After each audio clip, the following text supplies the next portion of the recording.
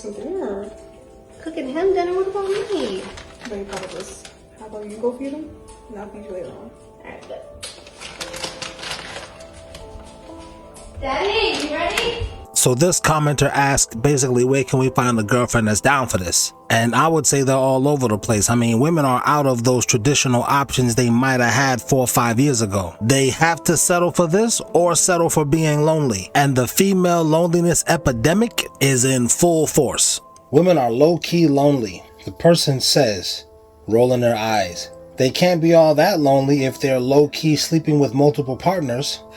My response to that is, why can't they be? Who says they aren't? What I'm trying to convey here in this podcast, that's available on Apple Music, Spotify, Amazon Podcasts. Link to those are pinned in the description. Is through the woman's loneliness. That's already been signifying to other women. I don't want to be like that bitch. I better do what I gotta do now to get myself where I want to be. And Gypsy and I talk about that further. What's your response to that? My response to that is, that's how you know they're lonely. Because you're sleeping with multiple partners.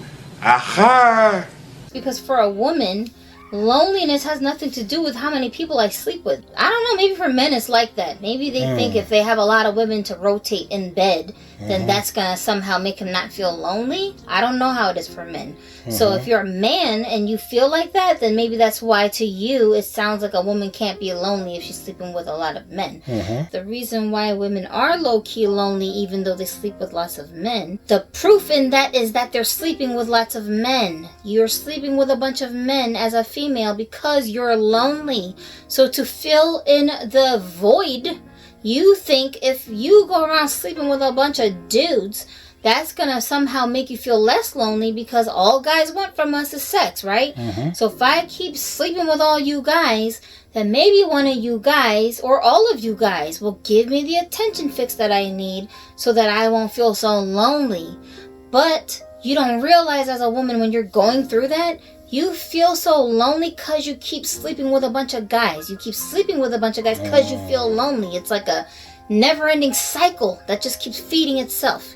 You feel me? The cycle is feeding itself. Yeah, like when you're in your early 20s, a lot of young girls will tell themselves, if I settle down now, then I could be missing out on so many sexual experiences that I'll never have because I didn't sleep with all these different dudes.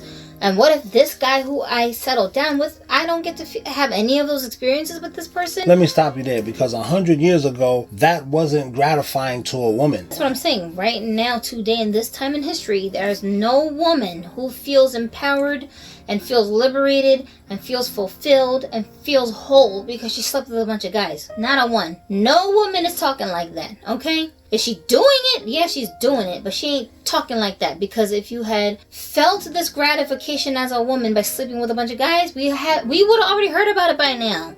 What are you talking about? I'm talking about us women. We women would have said, no, there's these 3 girls that everyone knows has found the it thing that we're all missing, and they said it's that they had all these sexual experiences with a bunch of, even porn stars are not coming out and saying sleeping with a bunch of different dudes has somehow made my life better. Well, hell, I guess I ain't never looked at it like that before. I'm not in 3 relationships. I'm in 1 relationship with 3 people. So, some of the comments read, 1 relationship with 3 people. That's right, take notes. That was actually a good one. This woman here says, what is there to clap about? Let's take a closer look at her page. You cute, but what is this? There's not really much going on your page. Where's your man? I always ask these girls that. After my very public, very ugly divorce, I made the decision that I was never going to tell another lie to a woman ever again in life. I own the things that I did in that marriage to mess it up. I own it completely, and I decided I didn't want to be the reason that anybody ever felt like that ever again. So one of the 3 I've been with a little longer than the other one. So I basically went to her and said, listen, you know I rock with you, you know I love you, but I have to be honest with you, it's not just you. I would love for you to meet these other women, and if we can figure out a way to do something together, cool. If not, that's cool too. I let her decide. I let them choose. Everybody chose to stick around. I can't let these Melvin from Fresh and Fit ass niggas tell me it's because he had money. Because if that's true, using that logic, Melroy should have never lost his girl to a dude on rollerblades. Okay. And so now it's just a matter of, so I think the main understanding is I'm not in 3 relationships. I'm in 1 relationship with 3 people. Of course, everybody gets their individual time, but group time is just as important as individual time. Nah, I believe they stayed because what's our alternative because first of all, he's gonna get another chick. Am I gonna get another dude? Time keeps on ticking, and you just getting older, shorty. True, I'm getting older too. And this is where I come off sounding misogynistic. Yes, I said it wrong because the whole phrase is wrong. I'm an upgrade to you because the feeling you get from your loneliness is unmatched. You could be lonely with your next dude. That's why you end up leaving him. I'm talking to you thick bitches in my audience who've been coming around here listening for 3-4 years and trying to figure out what you need to do. Some of you hoes got men still over here listening, trying to figure out how you can make things right with your man. Think I don't know that, you big mouth bitch? I sure do. The unexpected nuances of seeking a unicorn from Paige. So it definitely comes with its own challenges and unique things as well. I remember when we first were really starting it, I was the one that kind of Googled, how do you meet other people? How do you kind of find this? So that helped a lot. But those initial conversations, even if it's not something that you're looking for dating specifically, you're still looking to make a connection. If you're nervous, I understand. Just say you're nervous, but don't do any more talking to these folk than you do to the LGBT folks. You don't say not a word when they come into the service. Amen, deacon. Amen, preacher. You don't say, you shut the fuck up. You don't even look at them weird. So do us all a favor and shut the fuck up now. So, there's effort involved in that. That effort can kind of be bizarre too. I can remember we had a shared two profiles on Field, but they were connected and shared. And so Will would usually drive the conversations and initial connections because I was so busy with work and doing my master's. I didn't have time to be flirting over text with someone. So he would kind of vet that process before we did an in-person connection. But sometimes they would be really particular in the conversations. They would ask, okay, we want to have Snapchat of you immediately to prove that you're real. Will would run up to me, and I'd be in the middle of working from home in a meeting, and he's like, you gotta take a Snapchat for this person to make sure that you're real. I'm like, I don't have makeup on, I'm not presentable, I'm in sweats. I mean, sure, this is real. Verification is important. When you're just kind of going out and first meeting, and those initial conversations were always so much more different than I expected. It was a lot of getting to know a friend instead of probably what traditional dates are like. I'm sure some of the conversations steer towards more like a safe presence. I think people are more vulnerable because the risks are lower. They're not trying to put it all out there for this make or break primary partner, especially for a lot of people who are just looking for exploration and expanding upon their own sexuality. And so I think that was pretty cool and unexpected. They were just so normal in conversations and learning about people's lives and how different everyone is, how they got into their own searches. That was always a really cool, unique part of it. And as a unicorn, that was very much my experience too, is having met couples, those interactions, those initial meetups were always just very chill. Mm-hmm. And it felt like meeting a new friend, trying to see if you could be friends or not. Can you vibe? Do you connect on some level? And it was very safe feeling, very low pressure, no expectations usually put on it right away. And that's important to keep in mind when you are going into these scenarios, is no pressure, no expectations on that first meetup. Just so true. Keep it chill for the start. I am a 27, almost 28-year-old, and I've been single for 3 years, and these are things that I just won't. Whoa. 28, single for 3 years? Single does not mean she's not fucking. You just have not had a steady boyfriend, someone you can depend on. You're not getting married. Is none of that. Not even a common law marriage or nothing like that. You're a perfect candidate for, minus the septum ring, what these two got going on, because you're not getting no younger. Not that nobody's looking for you. You should be looking for them. Maybe they'll let you in. Okay, the first is WYD. If you text me that, I'm not responding.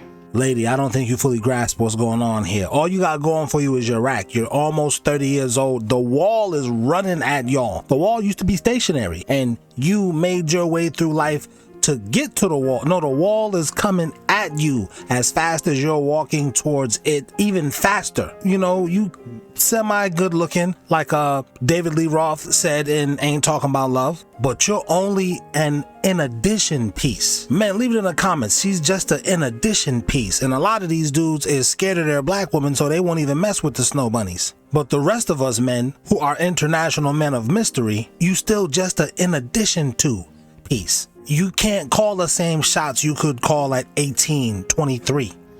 I'm not responding. Like, we're grown. You can at least take the time to, like, 2 extra seconds to type it out and send it to me. I don't know. It's just extremely low effort and so minimal. Yeah, you're not going to get high effort at 28. I mean, I'm 51, legit, born in 1974. I don't have to give you the effort at 28 that I would give to a woman that's 18, 19, 20. She fresh off the porch. I don't know what kind of HPV variant you got running around. And furthermore, I'm an upgrade to you off the rip. You're not an upgrade to me. What's the reason of why it's actually wrong for a 30-year-old man to date an 18-year-old woman? I think I would say discernment from someone who dated someone like. Speaking of Mike 22. I would say discernment because I, personally did date someone like you said that was, I was fresh out of high school too, and he was older than I was he was older, probably in his 30s at the time. I think What do you mean by discernment? Meaning that the 18-year-old couldn't make good judgment? I think that we do have cloudy judgment. It's like it's like having like bar head, like when you're drinking and everything just seems so right. Okay, so I got a question for you. If that's the case, then why is it that when you're 18 years old, you can vote? Because if you can vote, think about it. We got to think about it logically, right? And see if you're logically consistent. If the claim is a man that's 30 years old dating a woman that's 18 years old, it's wrong. You have to justify why it's actually wrong.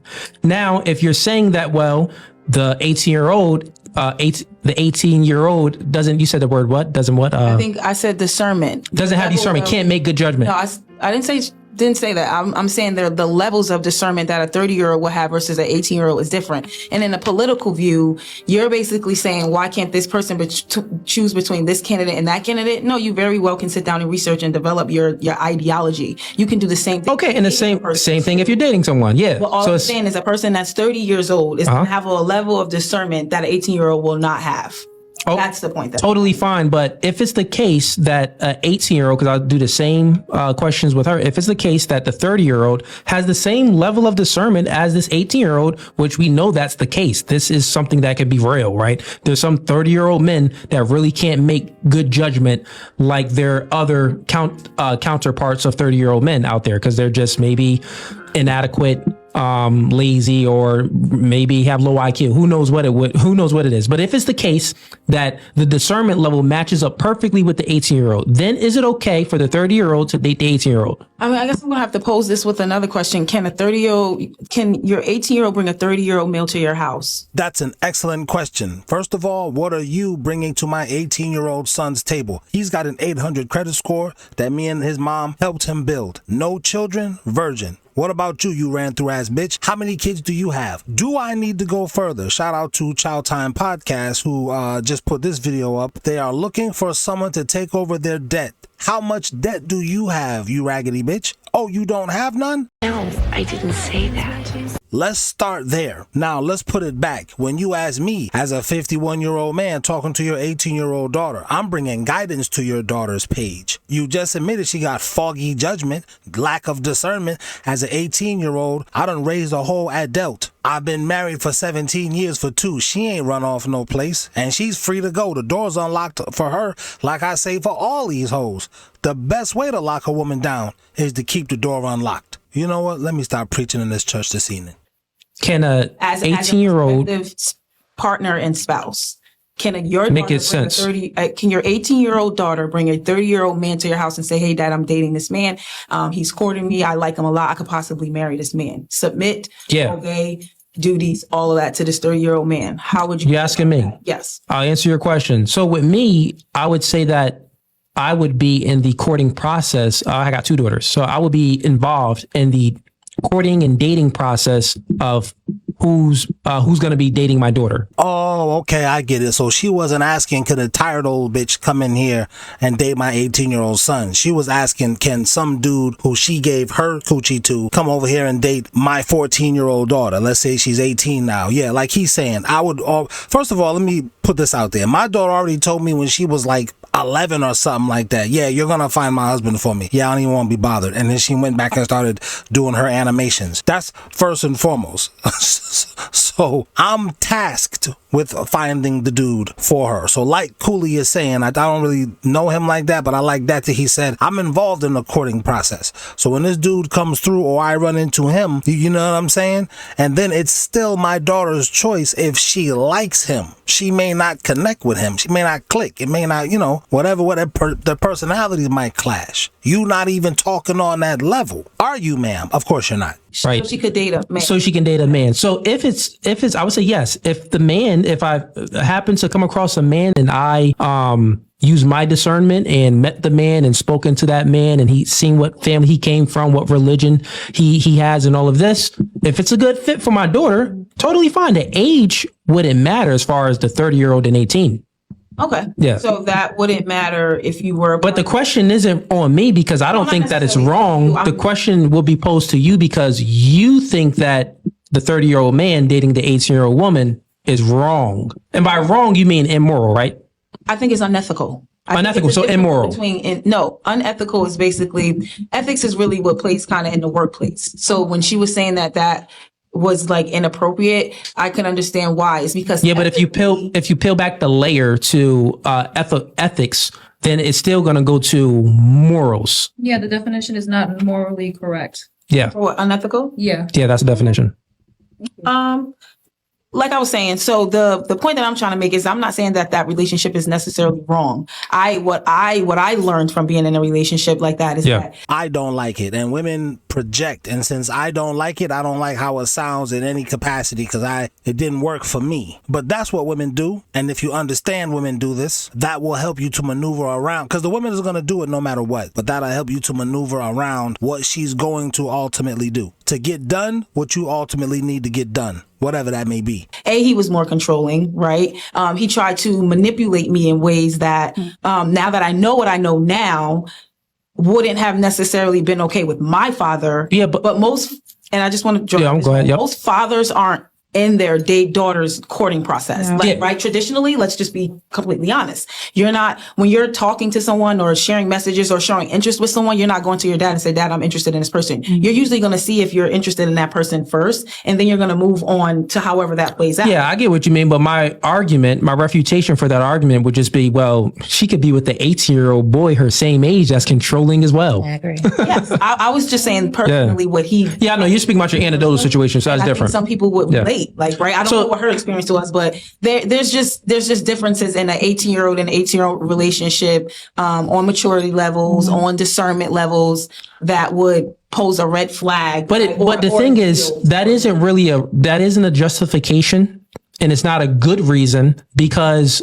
in this world, a woman that's 18 years old, she can vote. A woman that's 18 years old, she can drive. Actually, in some states, she can drive before she's 18, which means that if you're using, maturity, experience, discernment, in society, we already grant that an 18-year-old woman has the ability to have discernment, to be mature enough to vote. Literally, they're voting in presidents that's going to pass certain laws and give us certain rights. So if they're legal to do that, they're not legal to date a man that's 30 years old. Of course they are. The problem is I'm old and saggy and I didn't have my daddy. And at the end of the day, I'm jealous of this fresh bitch that's just about to graduate in June, whether it be high school or college, and they got access to all the men that no longer want me. Well, hell, I guess I ain't never looked at it like that before. Great question. She said, why? Why are you going straight after being a lesbian for like a decade? I'll tell you why. Lesbian relationships, they don't follow the same rules as straight relationships. And I'll give an example. If you're dating a man, and let's say this man used to get head from this woman, but he doesn't get head from her anymore. But he wants to be best friends with her, and he wants to keep her in your life, even though he says he wants to build a life with you. Obviously, it's common sense that he would not be hanging out with her. Common sense. If you're dating a man and he wants to be best friends with his ex-girlfriend, you're obviously, common sense, that's not going to fly. It just doesn't fly. But for some reason, in lesbian relationships, it's just how it is, you know? Whole lesbian friend groups like dated each other, and they're all best friends and sleep in the same bed, but they're not hooking up, so it's fine, and like you should be cool with it. That's because, and I'll have to ask Gypsy when she wakes up, but I believe you're still part of the girl cult, and the girl cult girl relationships are based on need. I need some type of emotional something. I need you to coddle me. I need favors. So even though we're not munching one another no more, I still might need you to watch my kids. I still might need you to whatever I might need you to do. The double standard, I don't jive with that. Like, let's say in a lesbian relationship, you're dating a girl, same situation. She used to get head from this other person, this girl, back in the day, but they haven't hooked up in a really long time. And so she wants to go fly out to see her because they're best friends. And maybe they took a shower together the last time they were together, but there was no touching. So it's cool. It's like if it was a man who I was dating that showered butt naked with a woman, it's common sense that he wouldn't be having this person remain as a best friend in his life. That's because that man doesn't need that woman for his very survival. Women need women for survival. That's their network. Like Gypsy has said before, we can't really depend on you men unless I'm sleeping with you. And then if I'm sleeping with you, that's not even a guarantee. And I get what she's talking about, and she's correct. We're not really going to do it for you unless you're sleeping with us. And then even if you are sleeping with us, I mean, how good is it? How often do you give it to me? What's the frequency? No doubt. But women have to give each other those favors. They have to help each other out. And this woman that I would shower with, my survival doesn't depend on whether or not she does a favor for me because I'm a man and I gotta handle it on my own. I have to figure it out. And that knowledge, basically knowing that women are tired of women because women are even holding women hostage with this nonsense, gives us the leverage as men. Not the leverage, but it gives us some leverage even within this Me Too movement because the woman wants to get away from those women also. And for some reason, lesbians don't have that sort of rule book. There's no rules. And it creates a lot of confusion. Even after boundaries are communicated and verbalized, they don't respect them. It's silly. It's a waste of time. It's easy for them to justify having an ex be in their future and in their life and even in their bed. Like, because you're both girls, so it's okay. But it's not, because as a girl, you fuck girls and girls fuck you, period. So it's the same as if, like, would it be appropriate for you to sleep in the same bed as a man if you're in a relationship with someone? No, it's not. It's just not. And the double standards, they're always going to exist in the lesbian community, and that's okay. I'm going to let them exist. I'm just removing myself so I don't have to deal with all the confusion. You know what I mean? That's kind of where I'm at. You know what another good example is too, since we're on the topic?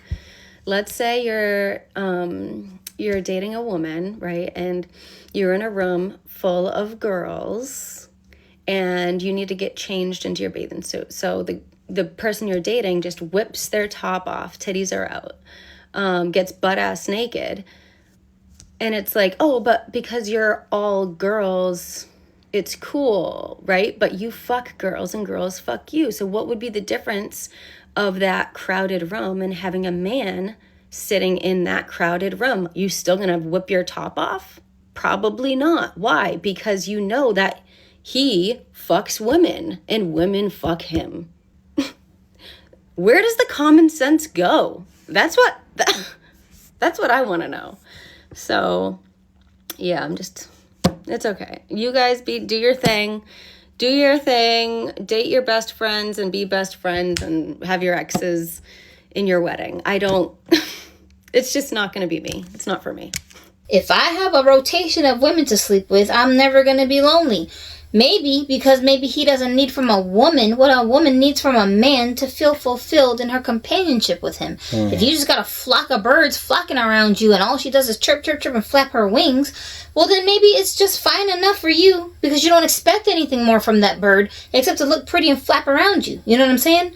So I get that sentiment if that's what you're thinking, but then don't project that onto females because it's not the same for us women. We don't like y'all men just because you're handsome and you can screw me, because that's not my main focal point in being with a man. Oh yeah, he's gonna give me some dick. That's not your because I wouldn't need to be with nobody to get that. All these guys out here want to give me some dick for nothing. Like these single women who are claiming they're single by choice are experiencing when they're running around sleeping with a bunch of guys. But at the end of the day, yes, you are lonely because you don't have the attention that you really want from all these different guys. All these different dudes don't do it for you. You have to have a specific level of attention, quality of attention from one man who doesn't only love you because you look pretty. Wait. And that level of attention is different for every girl. It is, but the part that's the same is that we don't get that from a flock of men. We get that from a man who, when I ask him, why do you like me? He can give me so many answers that have nothing to do with my looks. Nothing to do with my physical anatomy. Nothing to do with my body parts. The first 5 things he's gonna name don't even got nothing to do with any of that. He loves me for other reasons. Like, he thinks I'm smart. He thinks I'm funny. He really loves the way that I dance. He really loves the spirit that I have, that I'm like this, joyful person who laughs a lot. He likes that I'm a Christian. He likes that I read the Bible. He likes your disposition. Your what's the word I'm looking for? You're pliable. You can cooperate. Check this out. He likes the way I treat him. Oh, he noticed that I'm giving him this energy. He noticed that I'm trying to be kind to him. He noticed that I'm trying to show him my soft side. He actually pays attention when I'm trying to explain to him why I think he's so special. Like, that stuff, I'm not even telling him I'm doing that stuff for him. And he notices that I'm doing that stuff. That's real appreciation. That's deep appreciation. It's not just you're pretty and you have good sex.